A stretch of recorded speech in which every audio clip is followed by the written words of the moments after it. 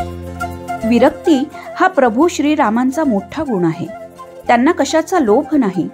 प्रजेसाठी, राज्याच्या सुखासाठी ते आपले सर्वस्व त्याग करण्यास तयार आहेत. रामदासांनी लोकनायकाचे गुणवर्णन करताना म्हटले आहे, येथील येथे अवघेची राहते, ऐसे प्रत्ययास येते, कोण काय घेऊन जाते सांगा नाका.